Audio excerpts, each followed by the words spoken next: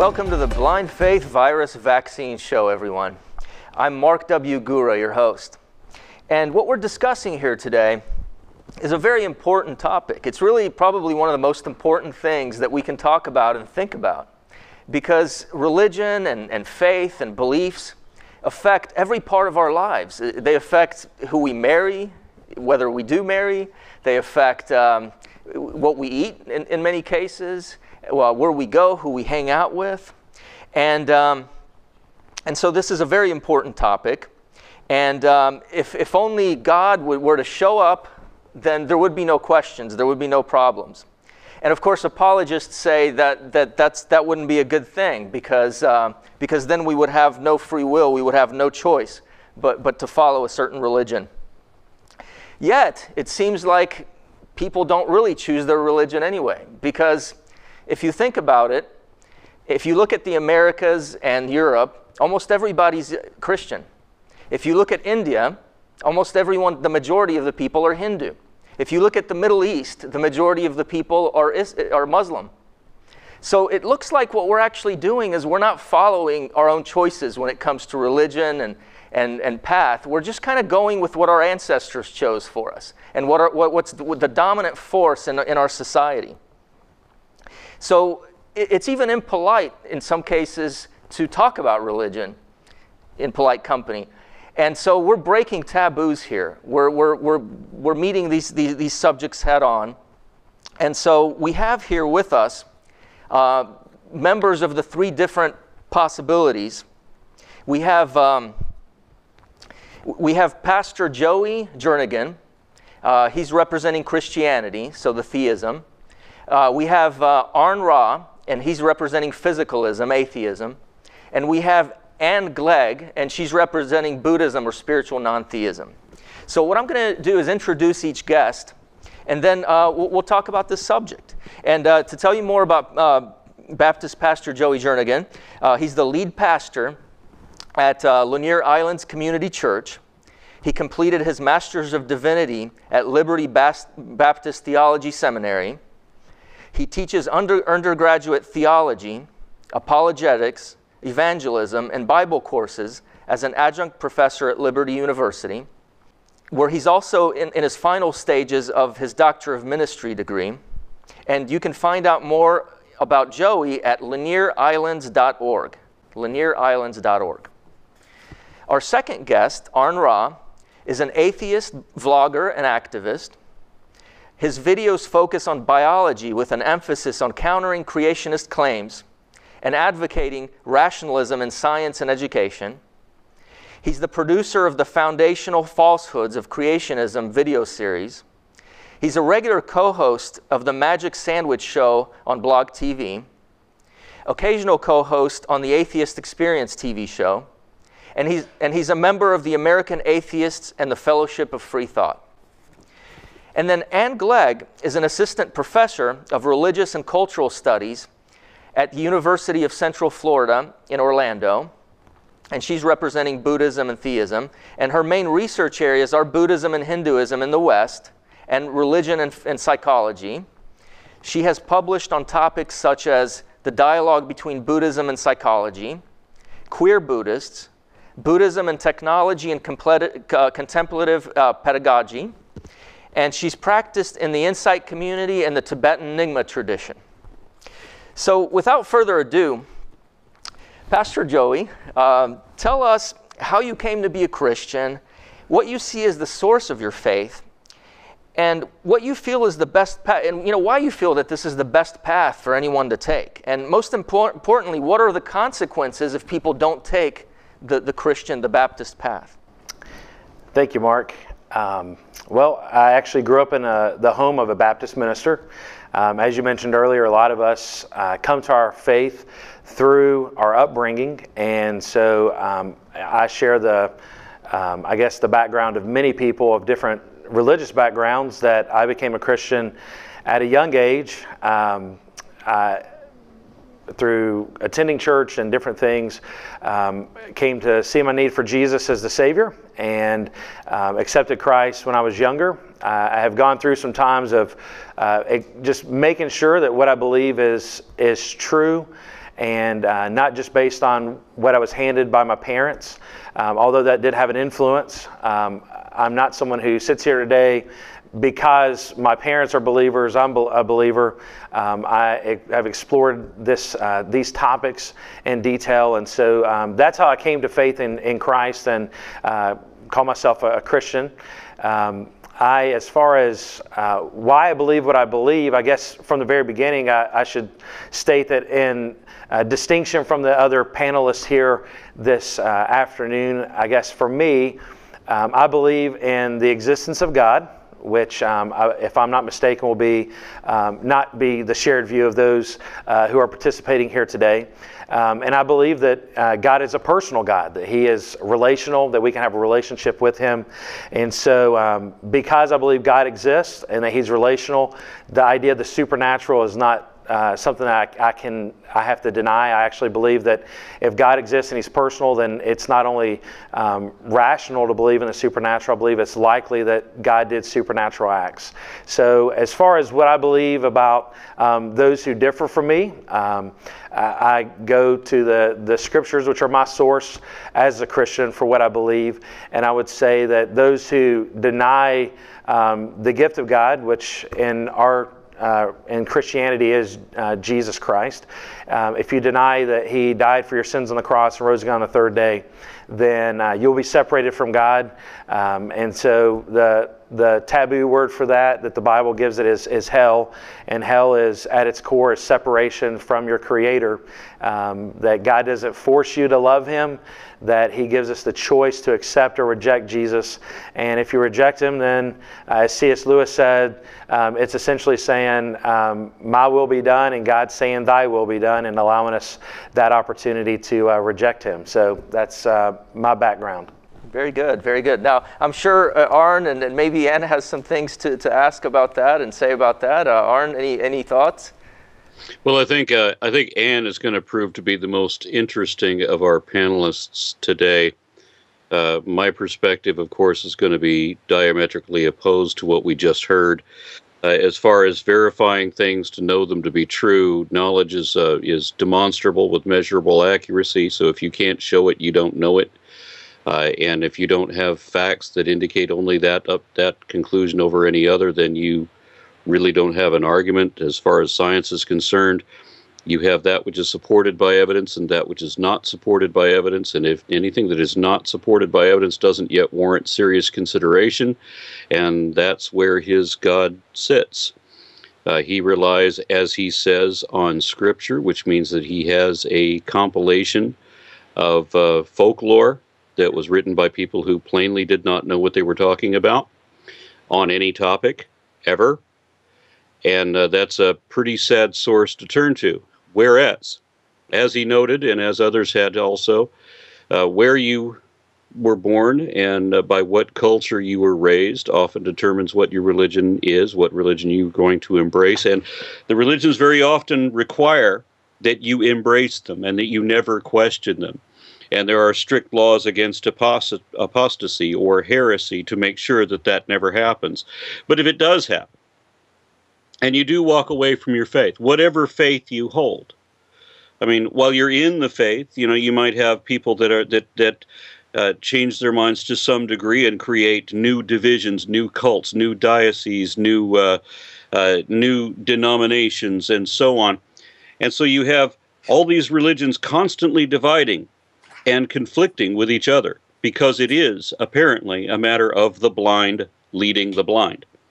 But when you walk away from any of these faiths, any of them, it doesn't matter what religion you walk away from, when you start pursuing evidence instead of faith, then wherever your original position was, you will eventually zero in on the same one and only evident reality as the entire global scientific community. That is, the nature of truth and the truth of nature. And that's why there's one conclusion that is held by the world scientific community and a whole bunch of conflicting ideas that are held by religions across the world. Very good. Well, we're going to take a quick break, and when we come back, we are going to hear Joey's response to you, Aaron.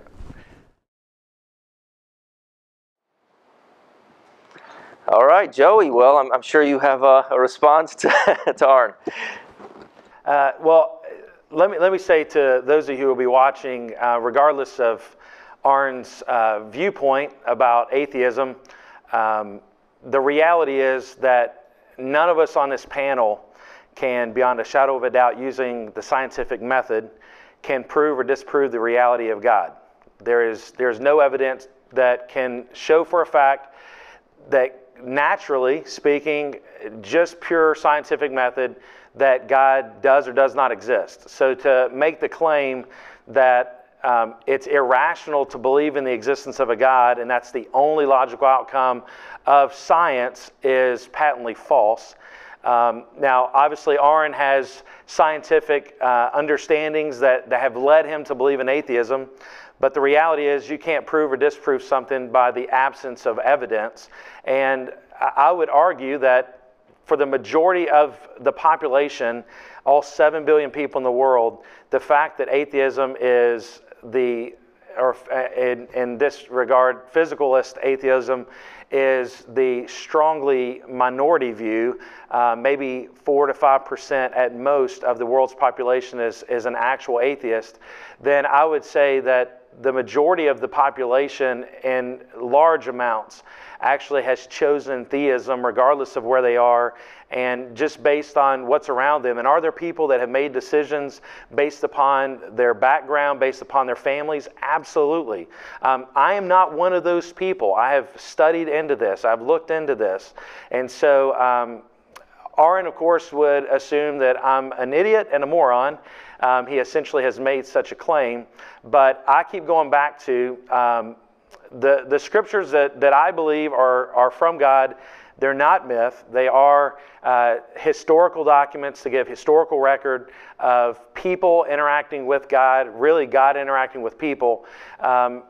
My source, the Bible, is our source. Our scriptures claim in 1 Corinthians 15, the Apostle Paul says that our faith is founded on the historical event called the resurrection of Jesus, which is celebrated by billions of people on Easter Sunday.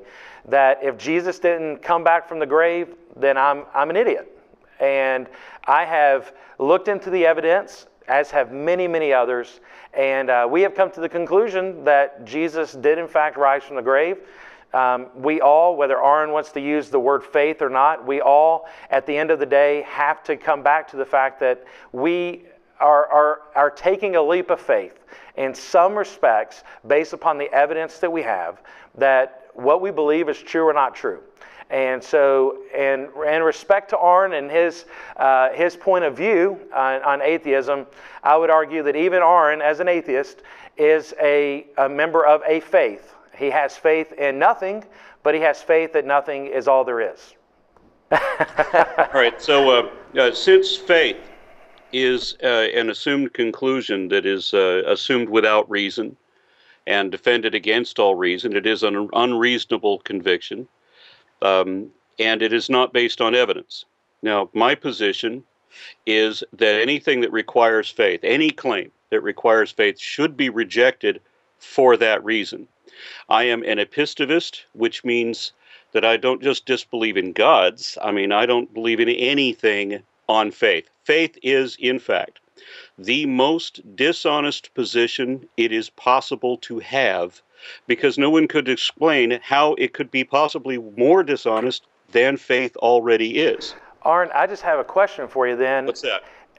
If you're basing everything you believe upon what you call the evidence, my question is, if it's so incontrovertible what you believe, that 4% at most of the world accepts your viewpoint, my question is, at what point, I would like to know the silver bullet, the silver bullet that beyond a shadow of a doubt disproves the existence of God.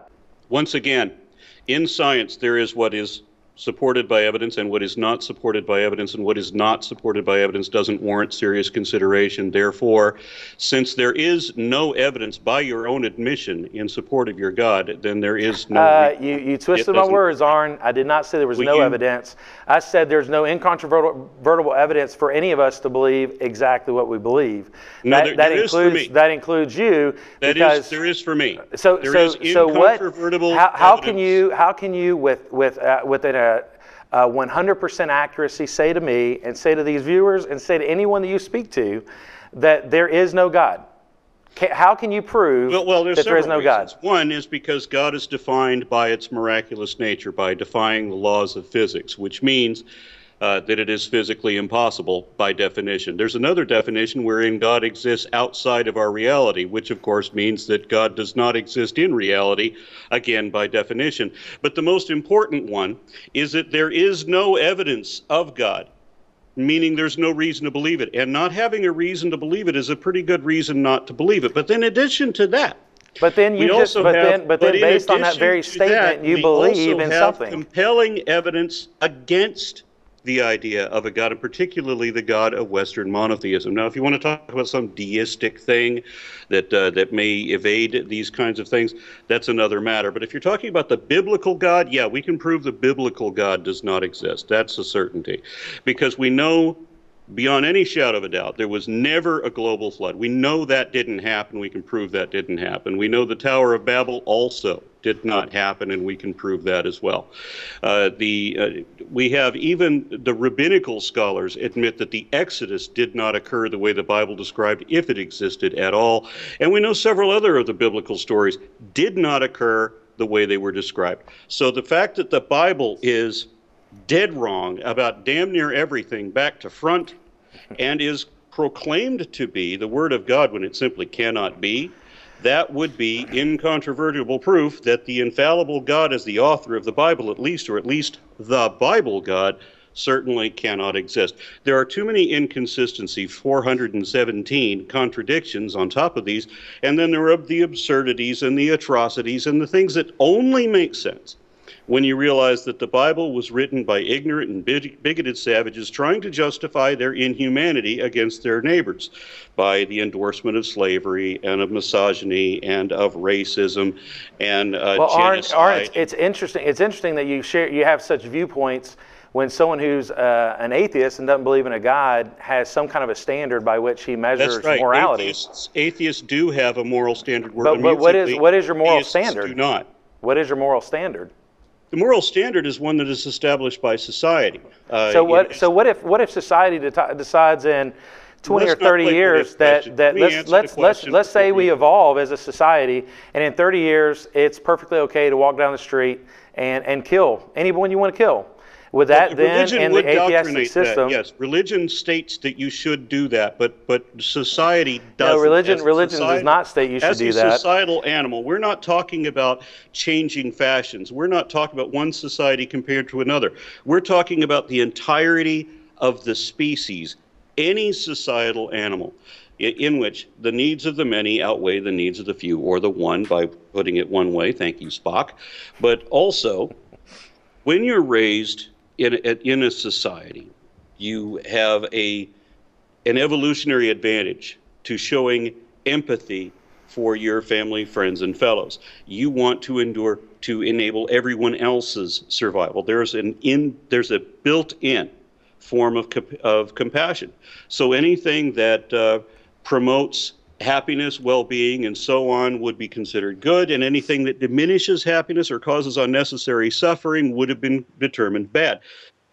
Now, as far as you were talking about whether or not we have incontrovertible evidence for what I believe. I've got that. Yes, I do.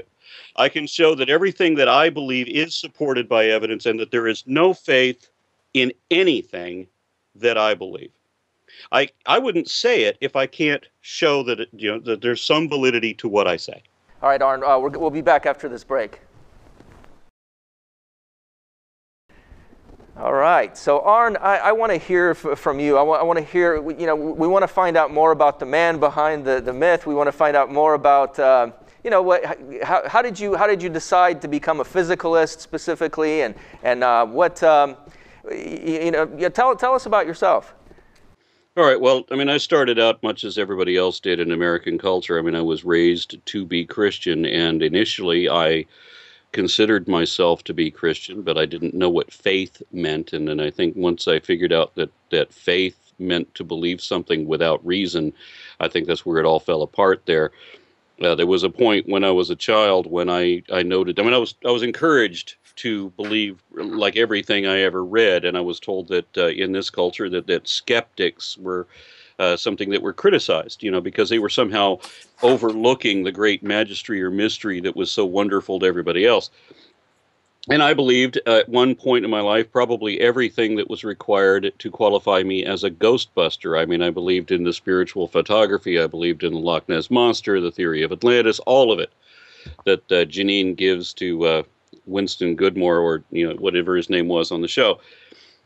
And then I started investigating these various things and realized that when you look at mainstream science, they never spoke of the flood or Bigfoot or extraterrestrial alien visitation or any of that.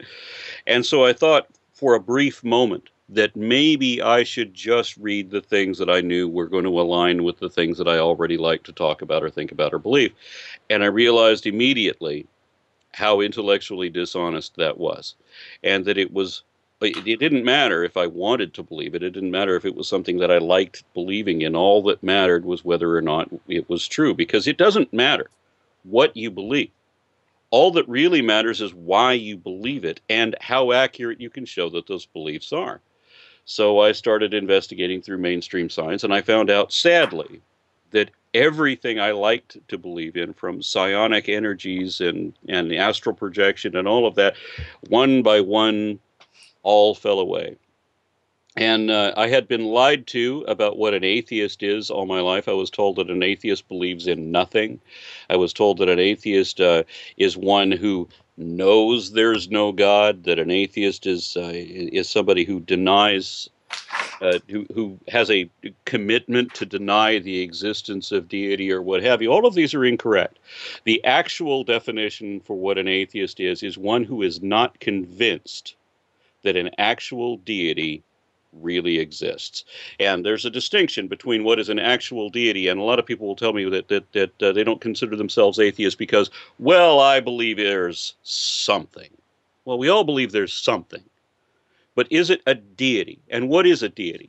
There's not a middle ground. There's not a, well, I'm not convinced there are gods, and I'm not convinced there's not gods either. If you're not convinced there's a God, you're atheist. That's it. It's a dichotomy. There's only two options.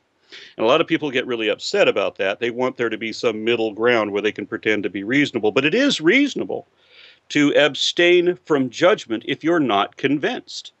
And since there is no evidence to imply such a thing, then the only wise or logical thing to do would be to uphold judgment until there is evidence to imply such a thing. I've got a couple of comments.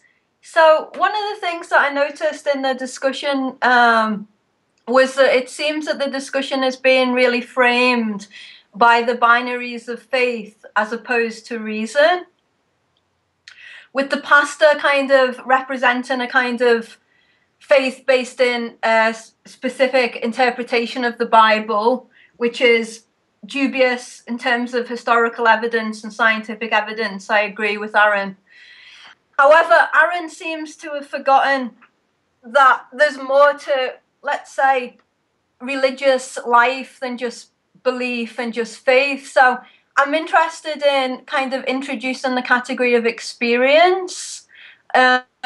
Experiences that we might categorize as mystical or as spiritual or as having no obvious kind of basis in a kind of materialist framework, or experiences that our current scientific paradigm of materialism can't account for. Okay, well, first of all, when you talk about evidence, we have to understand what our terms are, and I have to remain rigid on definitions. I mean, evidence is a set of facts which are concordant or supportive of only one available option over any other. And facts, of course, means that that's either a point of data that is not in dispute or is indisputable in that it is objectively verifiable. So when you're talking about anecdotal evidence of personal experiences, you have to take into account the fact that there are regional people in Thailand or India who have these experiences which are completely concordant with the gods and dead ancestors and other spiritual bodies that they were raised with. And so it's no surprise that that's how they would interpret these things. Time to take a break. Let's come back after this message. All right, we're back. Ann, go ahead. I want to refer here to Ian Stevenson at the University of Virginia. He was there for a really long time, tenure-track professor at a great university. And he was collecting the memories of mainly children who claimed to remember their past lives, right? He interviewed, I think, just under 2,000. And it's an incredible amount of data, right? Now, I think there's only just under 50 that cannot be explained by another explanation, right? However, you only need one. It's like what William James said. You only need one thing to prove that the worldview that you're holding isn't entirely right. The rigidity in your view, I actually find kind of ironically mirrored with the pastor.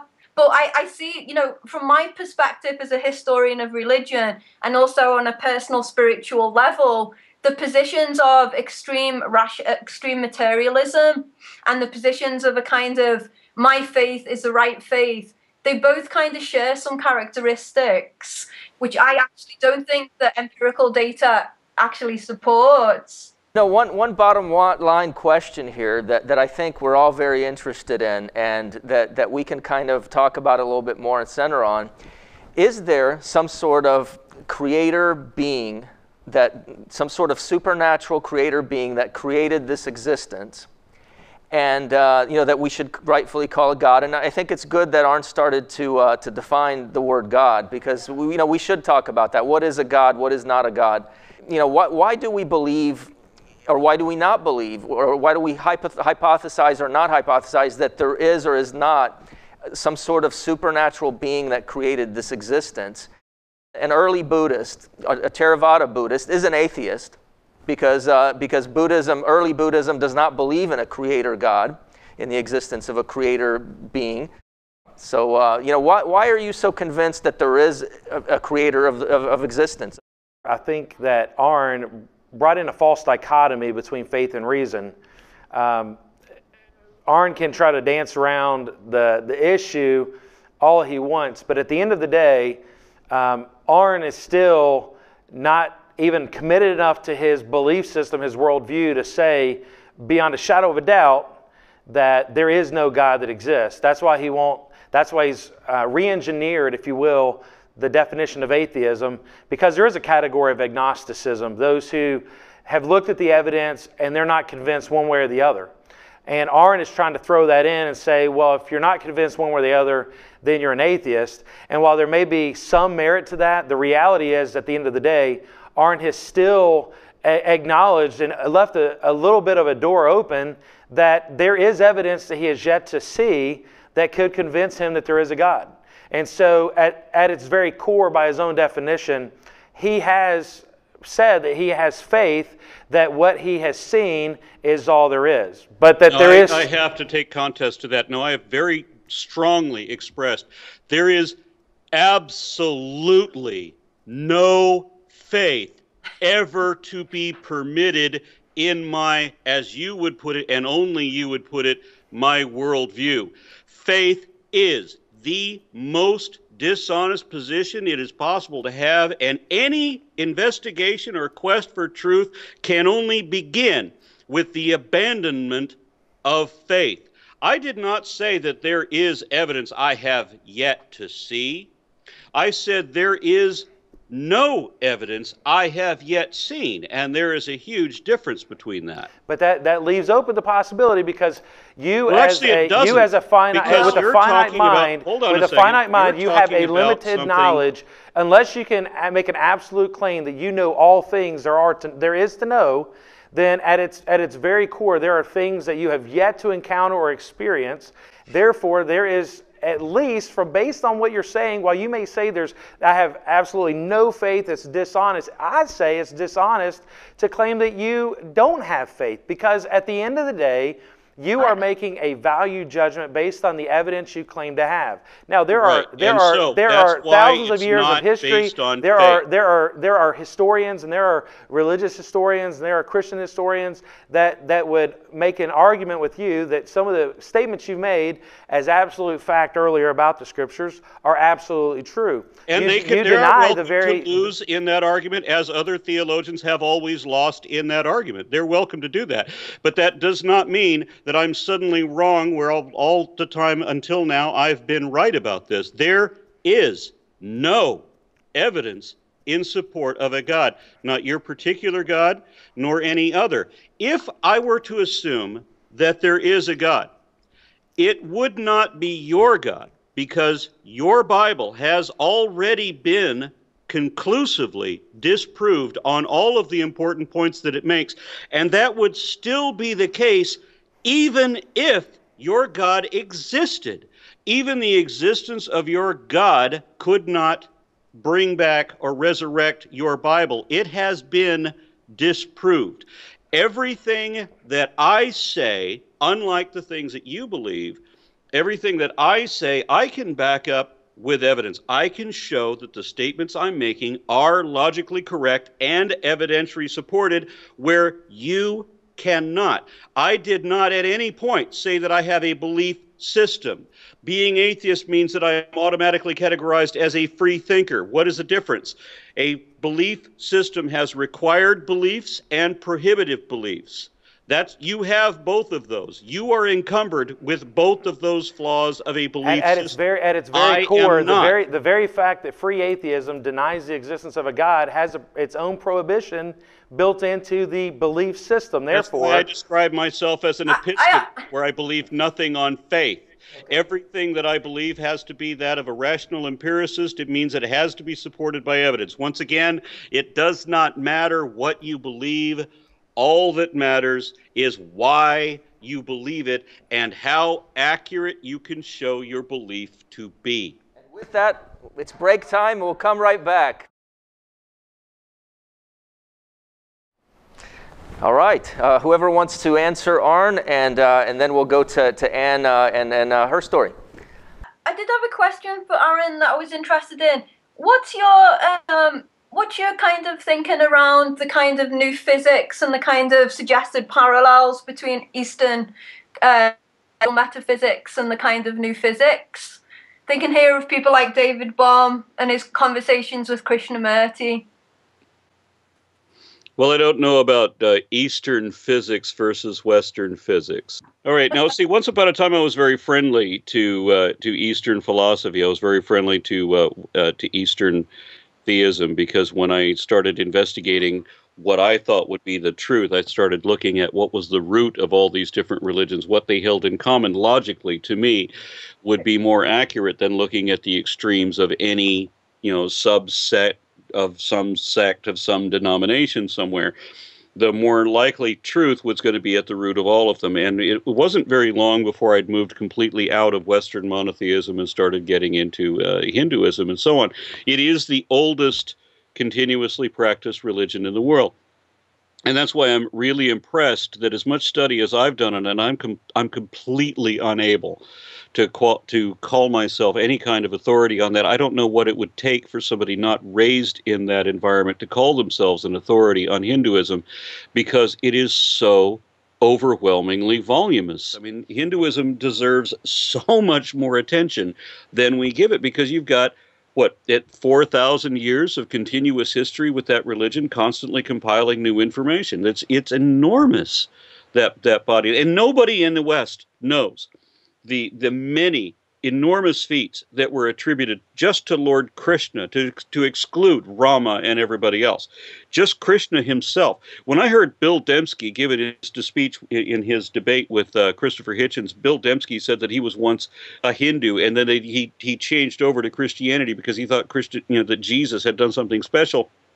It was clear to me that Dembski had never studied Hinduism because Krishna had done everything that Jesus had ever done, and then everything that Hercules had ever done, and then so on. I mean, there were so many stories that were attributed to the miraculous feats of Lord Krishna that we're not doing them justice by brushing them over, thinking that these are the got bald heads with the saffron robes that we encountered in the airports in the 70s, and that's it. It's a completely unjust classification for a gigantic belief system. Aron, earlier you were talking about the physicalist foundational principle, I guess, if you will, if y'all even have principles to guide you. But you made a comment that that happiness is part of the morality and the moral system, I guess, if you will, moral code of physicalists. Is that a correct assumption? You're more concerned with the collective of humanity than you are with yourself. I mean, anything the definition of altruism itself is somebody that is more concerned with other people than he is for his own existence. And that is not just admirable on a personal level, but really when you look at the evolution of societal animals, that is a mandate. We see this even in dogs. We've seen dogs that will throw down their own lives in defense of somebody they care about more than themselves. So it's not unique to humanity. But it is something that we have to embrace. And when we deviate from that, when we have sociopaths with underdeveloped prefrontal lobes or a lack of mirror neurons or whatever, we tend to remove them from society. And I think it's always been that way, because somebody that is going to be damaging to society, that is dangerous to society, needs to be taken out for the good of the common good. The whole population needs to have these kinds of people weeded away. So if you look at it, population mechanics, it's clear that those who support the collective, the unit, humanity as a whole, those are the people that are going to be allowed to remain in the gene pool and proliferate, and that is an evolutionary means. As a purely naturalist, in your viewpoint, what would be the outcome then of a glut of humanity that ended up having those sociopathic tendencies, becoming the majority, and therefore redefining the very nature of altruism and its core? You mean like when you have the rise of religious leadership where they suddenly have laws against, to kill the infidel, to kill the unbeliever on the word of one or two witnesses? Again, you have population mechanics. If you're going to slaughter everybody that challenges the authority of the priests just on the word of one or two witnesses, very quickly you're going to have a very, very gullible populace that is afraid to speak up. Well, let me ask you this. I really want to hear from Ann as well, and let's have Ann answer this question, because as an early Buddhist, as a Theravadan Buddhist, a Theravadan Buddhist doesn't believe in a creator deity. It doesn't believe in a God. I would have to contest that. I've met some Theravada Buddhists who definitely did. I think what you're experiencing, Aron, is when Buddhism came to the West, it was surrounded by a culture that was very theistic. So Buddhists, in order to survive, wound up using terms that, if you define them very strictly, wouldn't fall within traditional early Buddhist definitions. And that may be true, but if I could just jump off on a tangent for a moment, I don't mean to derail the show. When I visited a Theravada Buddhist community here in Dallas, when I went into their temple and discussed with them, they sat down a Westerner, somebody who was born in this country, and maybe that was what had tainted him. But he argued that Buddhism was not a religion, And he tried to evade my definition of a religion, which is that it's a faith-based belief system that includes some element, or that postulates that some element of self somehow survives the death of the physical being, because all religions that are universally accepted as such do include that component. And he said that Buddhism didn't. But later, moments later, in fact, he said that you, quote, you, may be reborn as another person. Now they argue there's no such thing as self. They argue that you're never reborn because you were never born in the first place. I argue that we all have birth certificates, and so the argument derailed from there. But he did say that you may be a ghost for a while before you have another body. And I said, aha, so you're admitting that some element of self does continue beyond the death of the physical being to be reborn again in another life. And it doesn't matter what type of other life. It doesn't matter whether it's an afterlife or whether it's reincarnation. It's still a postulation that there's some element of self that there survives mortality. But then he also said that they don't believe in a God. And I gave him the definition of what I said was a god, and then he said that he would pray to Siddhartha Gautama, and that Siddhartha Gautama could hear those prayers and even respond to them in a miraculous nature. And I said, so you believe in a magical, anthropomorphic immortal who answers your prayers? That is a god. And they never spoke to me again. But okay, would I be able to just clear up a few things about this god issue in Buddhism as a Buddhist? Would you please? Yeah. Okay. So, in terms of, as you pointed out, there's a little bit of confusion because you've heard different things. So I think it's really essential that we kind of get really tight with our definitions and really precise. So there is no ultimate creator God in Buddhism. In terms of the way the Abrahamic traditions see God, God is the uncaused cause, right? It's a being. Normally, I'm using he because that's the insider term. Obviously, I've as a feminist, I've got objections with that language, right? God is uncaused. God has omniscience and certain qualities that are not available to his creation. The creator God is based in a dualistic model. God, the creator, and his created, right? There is not an equivalent in Buddhism. In that sense, it's completely correct to say Buddhism does not believe in a theistic God, right? However, Buddhism does use the language of gods in two main ways, right? So in the wheel of reincarnation, it's called samsara. There's six realms of samsara. There's the hell realms, there's the hungry ghosts, that's what what he was referring to. There's the animal realm, there's the human realm, which we're all in. And then there's the jealous gods and the pleasure gods. Right. However, those two categories of gods, just like everyone else, all other sentient beings, are marked by three things: suffering, impermanence, and no self. So they're subject to the same laws as everyone else. So in that sense, they are in no way equivalent to a theistic God, right? So let me jump in there for a second. So it's really almost a theistic or almost a Western concept to call those sorts of beings gods. They should just be called like super beings, not gods. And some Buddhists don't even believe in those things because it's not required. As a Buddhist, you're not required to believe in those things. It's a Western. I think one of the difficulties is talking about the different strands of Buddhism. Certainly, traditionally in Asia, in Asian Buddhism, believed in these deities or super beings or gods. For me, we could use gods with a small g, right? I don't have the kind of like an issue with that. The other thing is, though, Mark, is that as Buddhism developed in the Mahayana school, what we see is essentially a kind of divinization of the human Buddha, and there's a new understanding of who the Buddha was, and this also results in a kind of multiplication of Buddhas. So, you've got like Kuan Yin, you've got Griyantara, you've got Manjushri, you've got basically a series of these kind of super beings, Buddhas, right?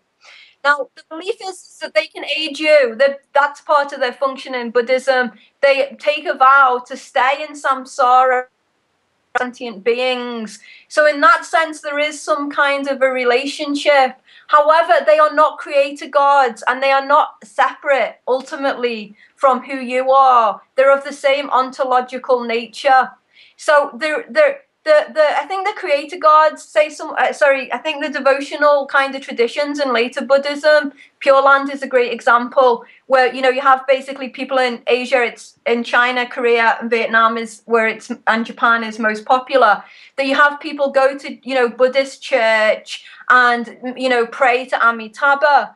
So it looks, you know, on the outside that it's just the same as Christianity. However, Amitabha is not the creator of the universe. And although Amitabha is believed to be able, the most that Amitabha can do is, through the practice, you can be reborn in his heaven. However, it's not enlightenment. It's not the final destination. It's a kind of stepping stone. Maybe the simplest way to put it is initially what was really special about Buddha, in the early Buddhism, is Buddha kind of said, look, we're all suffering, and the way to get out of your suffering is to change your psychology internally and not to depend on anything external to yourself for that. And so basically the Buddha said, you know, gods aren't going to save you. God's not going to save you. There's no creator God. You've got to save yourself psychologically. And some Buddhists are basically, that's pretty much all they believe. And they practice meditation. And then as time went on, and as Buddhism went to other countries, Buddhism, in some cases, became very theistic. So now you have a whole slew of different forms of Buddhism. But there are forms of Buddhism that are non-theistic, that are atheistic, that don't believe in any god or gods. Time to take a break. Let's come back after this message. So basically, I think it's important to touch on the subject of reincarnation and to talk about, or rebirth, as the Buddhists would put it, the Theravada, the early Buddhists, and talk about whether or not that's a supernatural thing, number one. Number two, if it's based on faith or not. And number three, does it have place in a scientific world? And so, first of all, I think, number one, a lot of Buddhists approach the subject from a non-faith perspective. They say, look, I hypothesize that it's possible that reincarnation or rebirth exists, but it's not my belief. And if I see any scientific evidence against it, I will immediately drop this hypothesis. And besides, belief in this thing, in rebirth, doesn't really, one way or the other, affect my practice as a Buddhist, because what I do is I meditate, I work on changing my internal nature, my psychology, and that really doesn't have anything to do in this moment of whether or not I believe in rebirth or not. But let's say that rebirth is, let's ask ourselves, is rebirth based on anything supernatural? And you know, again, I don't think it has to be, and I don't think there's any scientific proof for it right now, other than maybe case studies, which I'm sure Ann will touch on. I have to jump in here. How could it be that rebirth would not be supernatural? I define supernatural as being something that defies, or that is able to defy, the laws of physics. So, but you're also talking about the self-same entity that you yourself currently are, being reborn in another body. Now, since you are... No, not reborn in another body. You already said, Anne, you already said that you can be reborn in his heaven, so you've already negated your own argument. I'm talking about the host here. Let me qualify it. It's not you. It's not like you as you exist now.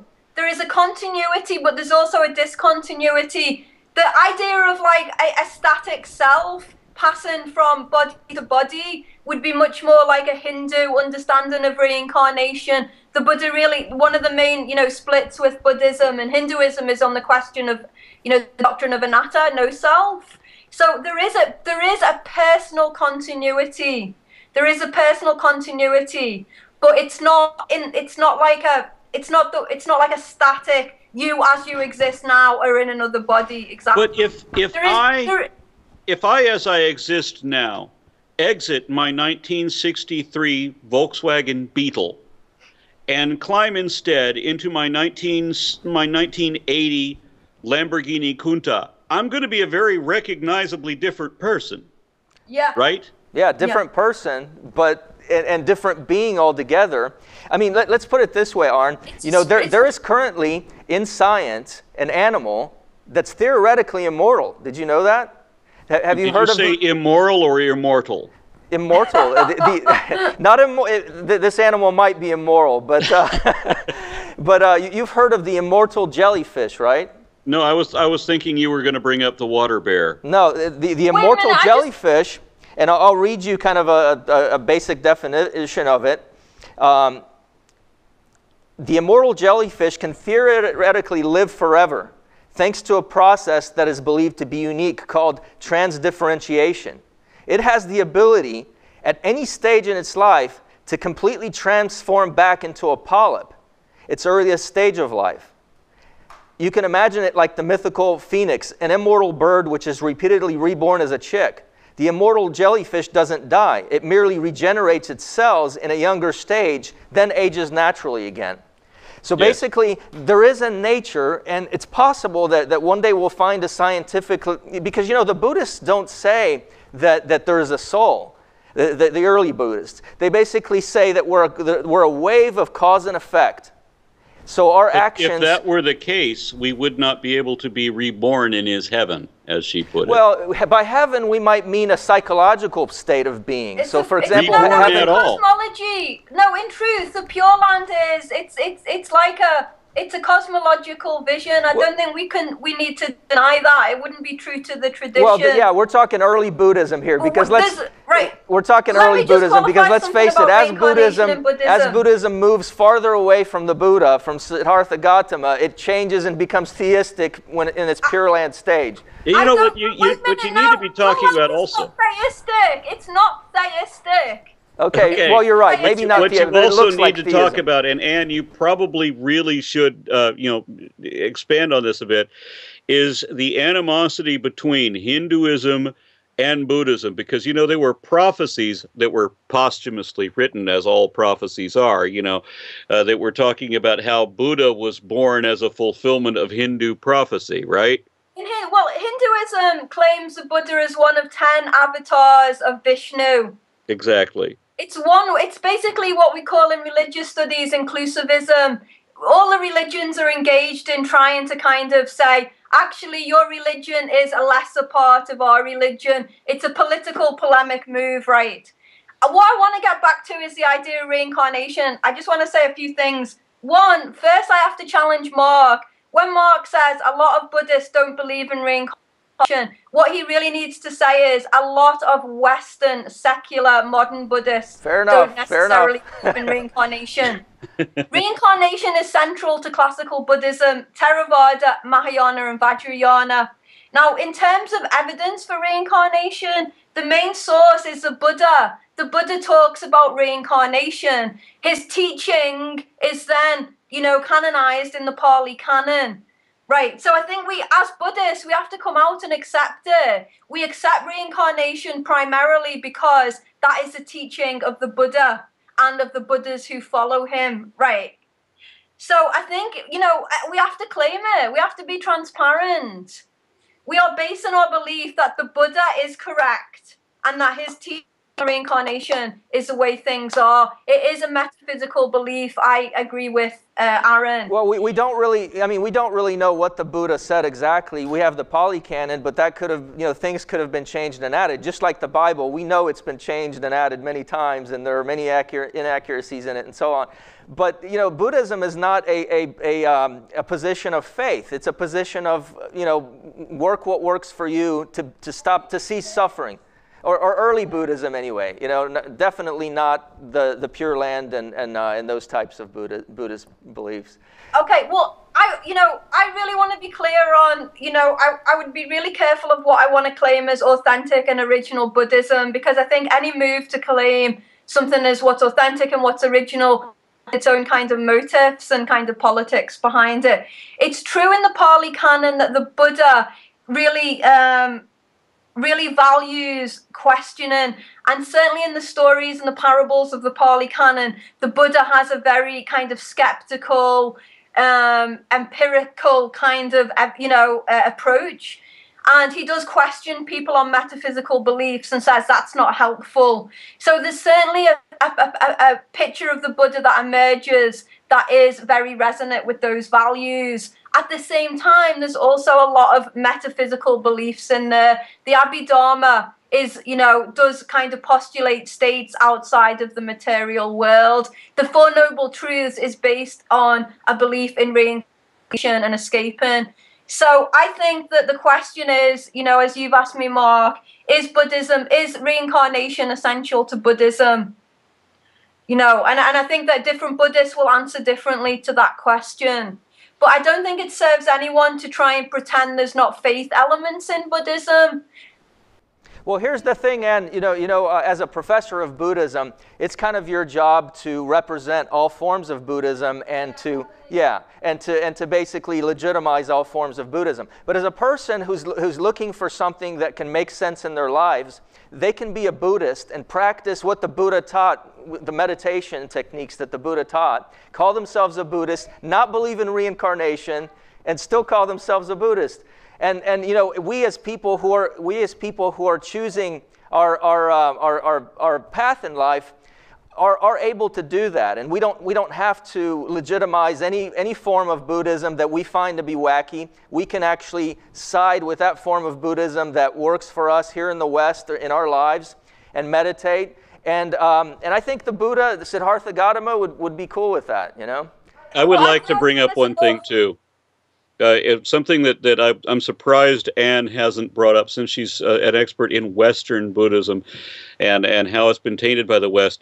Most people, when they look at Buddhism, they're not even looking at the right, if you want to call it a god, let's just call it a god for the sake of, the way that most Westerners would look at it. They would look at the Buddha as, they're looking at Hote. They're not looking at Siddhartha Gautama. They're looking at a completely different character.